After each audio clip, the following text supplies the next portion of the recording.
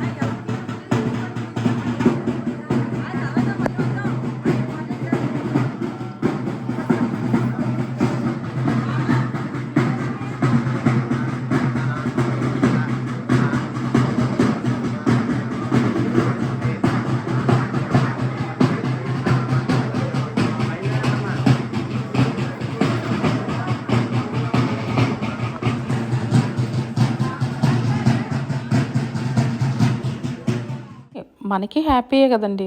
అందరూ బాగుండాలి, అందులో మనం ఉండాలి. మనకే సంతోషం. ఎంతమంది హ్యాపీగా వెళ్ళి హౌసెస్ కట్టుకుంటున్నారంటే ఎంతో హ్యాపీ అయిన విషయం ఇది.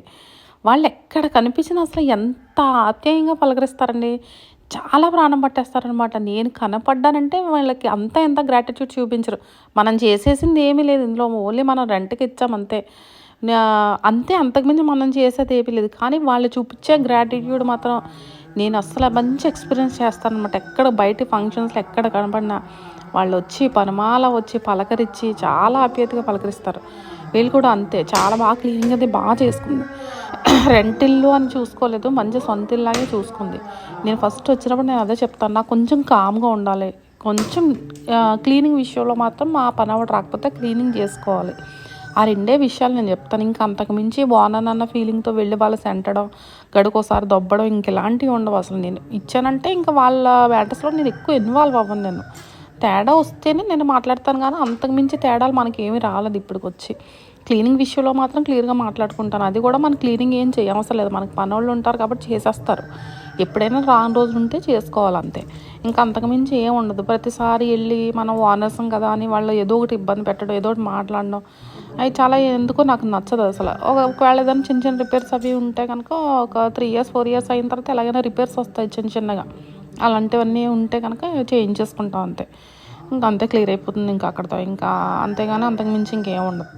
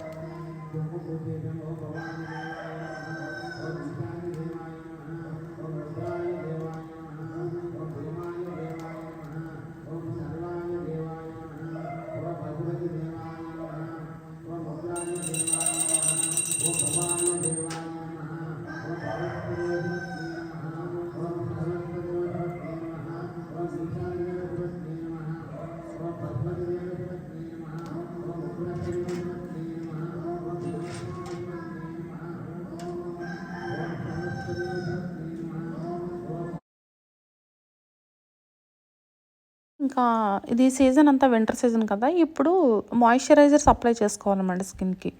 దానివల్ల ఏమవుతుందంటే ఫేస్ డ్రై అవ్వకుండా ఉంటుంది ఫస్ట్ది. ఇంకోటి ఫేస్ స్కిన్ వచ్చేసి టైట్గా అవుతుంది. ఏదన్నా మనకి ఫేస్ లూజ్గా అయిపోయినా, ఒకవేళ అన్నెసెసరీ ఫ్యాట్ ఉన్నా మనకి కొంచెం స్కిన్ అన్నది టైట్గా అవ్వడం మొదలవుతుంది అనమాట. మీరు గ్రాడ్యువల్గా వాడుతూ ఉంటే మీకు అలవాటు అవుతుంది. వింటర్ సీజన్ అనేటప్పటికి మాయిశ్చరైజర్స్ ఎవరైనా ఒకవేళ తెలిసిన వాళ్ళు, మీరు మాయిశ్చరైజర్స్ ఎలా అప్లై చేస్తారో చేతిలో ఇలా రాసుకుని కొంచెం తీసుకుని మాయిశ్చరైజర్ అప్లై చేస్తారు. అలా కాకుండా కొంచెం ఈ వింటర్ సీజన్లో కొంచెం ఎక్కువ మాయిశ్చరైజర్ అప్లై చేయడం అలవాటు చేసుకోవాలి. దానివల్ల ఏంటంటే మన స్కిన్ డ్రై అయిపోకుండా చాలా హెల్తీగా గ్లోగా ఉంటుందన్నమాట. వింటర్ సీజన్లో కొంచెం డెడ్ అయినట్టు ఉంటుంది కదా ఫేస్ అంతా కూడా, అలా లేకుండా ఉంటుంది. తట్టు మనం ఏంటంటే ఇలా చేతులకి క్రీమ్ రాసుకుని చేతులకి మొత్తం పామేసుకుంటాం కదా, నార్మల్గా చాలామందికి అలా అలవాటు ఉంటుంది. అలా కాకుండా స్కిన్కి అప్లై చేసుకోవాలి. ఫస్ట్ స్కిన్ కొంచెం క్రీమ్ తీసి ఇలా స్కిన్ మీద మనం ఫస్ట్ పెట్టుకుని దాన్ని నెమ్మదిగా మనం దాన్ని మసాజ్ లాగా చేసుకుంటే కనుక స్కిన్కి బాగా అది పడుతుంది అనమాట. మాయిశ్చరైజర్ అనమాట. ఇది లోటస్ నైట్ క్రీమ్ వాడుతున్నాను నేను. సో నైట్ పడుకునేటప్పుడు రాసుకోవడం వల్ల ఏంటంటే మనకి స్కిన్ చాలా ఫ్రెష్గా హెల్తీగా ఉంటుంది, క్లియర్గా ఉంటుంది అనమాట. కొంచెం డ్రైగా లేకుండా కొంచెం మాయిశ్చర్గా ఉంటుందన్నమాట. సో లిప్ బామ్ అది అప్లై చేసుకోవడం వల్ల, లిప్ బామ్స్ వేరు, లిప్స్టిక్స్ వేరు. లిప్ బామ్ అంటే జస్ట్ మన డ్రై అయిపోకుండా మన లిప్స్ని కొంచెం హైడ్రేట్గా ఉంచుతుంది అనమాట. లిప్స్టిక్స్ అంటే మనకి లిప్స్టిక్స్ మేకప్ అయినప్పుడు వేసుకునేవి లిప్స్టిక్స్. నా స్కిన్ చూసారా మీరు? చూస్తే చాలా లైట్గా అనిపిస్తుంది స్కిన్, చాలా షైనీగా లైట్గా, కొంచెం ఫ్యాట్లెస్గా ఉంటుంది అనమాట, టైట్గా ఉంటుంది స్కిన్. సో ఇదిగోండి ఇంకెలా మాయిశ్చరైజర్స్ అప్లై చేయడం వల్ల మనకు ఆ యూస్ ఉంటుంది. ఇక్కడ రాజుగారి బీచ్లో దగ్గరలోనే మనకి వెంకటేశ్వర స్వామి, వరద వెంకటేశ్వర స్వామి వారి టెంపుల్ ఉందన్నమాట. ఇక్కడ ఏకాదశి రోజున ఇక్కడ 1,00,000 పుష్పార్చన జరిగింది. ఆ వీడియో నాకు లేట్ అయిపోయింది అనమాట, పోస్ట్ చేయలేదు. సో నేను ఈ వీడియోలో యాడ్ చేశాను, నేను ఈ వ్లాగ్లోని 1,00,000 పుష్పార్చన జరిగింది. వరద వెంకటేశ్వర స్వామి వారు పాయకరపేట నియర్ టు రాజుగారి బీడు. ఆ ఏరియా ఏంటన్నది నాకు కరెక్ట్గా ఐడియా లేదు, కానీ ఇక్కడ ఉన్న ఒకే ఒక్క టెంపుల్ వెంకటేశ్వర స్వామి టెంపుల్ ఉందన్నమాట. ఇక్కడ స్వామివారు చాలా వైభవపూర్వకంగా ఉంటారు అన్నమాట. ఇక్కడ 1,00,000 పుష్పార్చన జరుగుతుంది. సో నేను మొత్తం వీడియో యాడ్ చేశాను, తప్ప.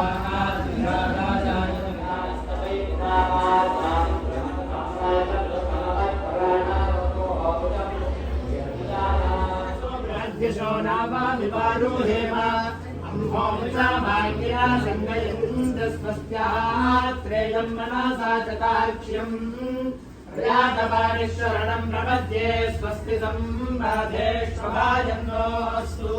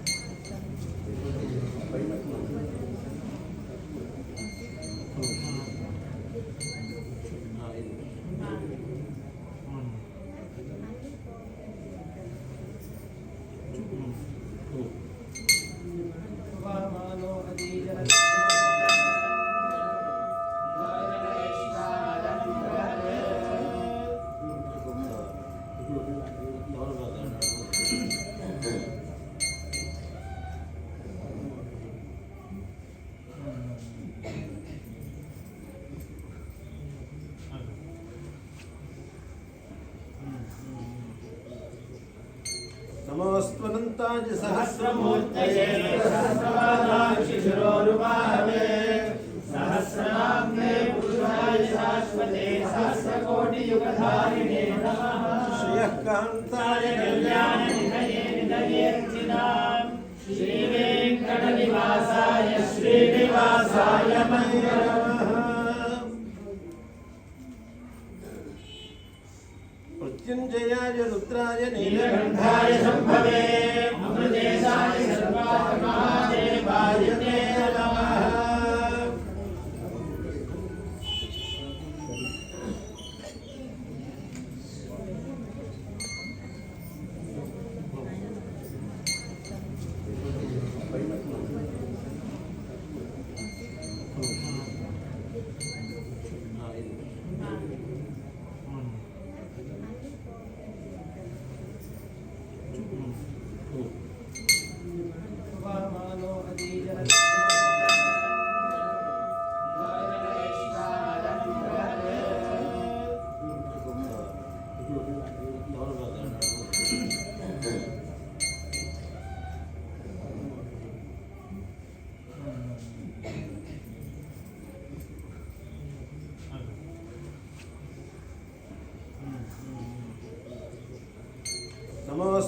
శివకాంతాజ సహస్రమూర్తయే శిశురోరుపాహవే సహస్రనామ్నే పురుషాయ శాశ్వతే సహస్రకోటియుగధారిణే నమః శ్రీకాంతాయ కళ్యాణ నిధయే నిధయేర్చినాం శ్రీవేంకటనివాసాయ శ్రీనివాసాయ మంగళం మృత్యుంజయాయ రుద్రాయ నీలకంఠాయ సంభవే అమృతేశాయ సర్వాత్మహాదేవాయ తే నమః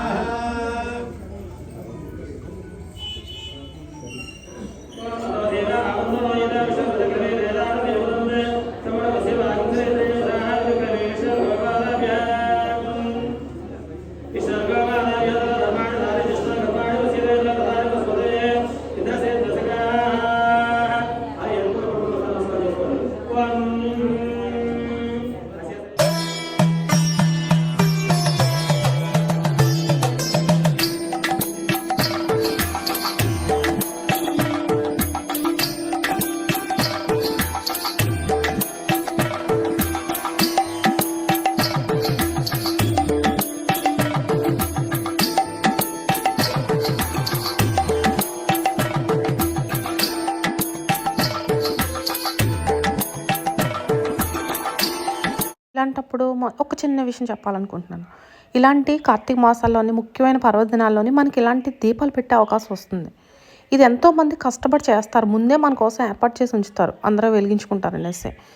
ఇక్కడ మనం గమనించాల్సింది ఏంటంటే, మనం దీపం పెట్టే అవకాశం వచ్చినప్పుడు మన వంతు ఒకటో రెండో లేదంటే ఒక 4 పోని, మిగతా వాళ్ళకి దీపాలు ఉండాలి కదండి, మిగతా వాళ్ళకి కూడా అవకాశం ఇవ్వాలి.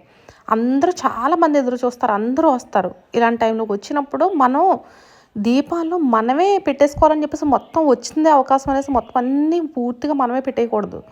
తప్పకుండా పక్క వాళ్ళకు ఉండేలాగా మన వంతుగా ఒకటో రెండో, తప్పితే మహాప్రీతిగా ఉంటే ఒక 4 నా ఉద్దేశం. సో అదనమాట. అంటే ఇలాంటి దీపాలు పెట్టే టైంలో ఒక్కసారి చిన్నగా ఆలోచిస్తే మీకు అర్థమవుతుంది ఏంటన్నది. సో అదండి ఇవాళ ఒక మంచి వీడియో, 1,00,000 పుష్పార్చన. మళ్ళీ ఒక మంచి వీడియోతో కలుద్దాం. సో హోప్ మీ అందరికీ కూడా ఈ వీడియో నచ్చింది అనుకుంటాను. తప్పకుండా లైక్ చేసి, షేర్ చేసి, కామెంట్ చేసి తప్పకుండా సపోర్ట్ చేయండి. Thanks for watching. Take care. Bye.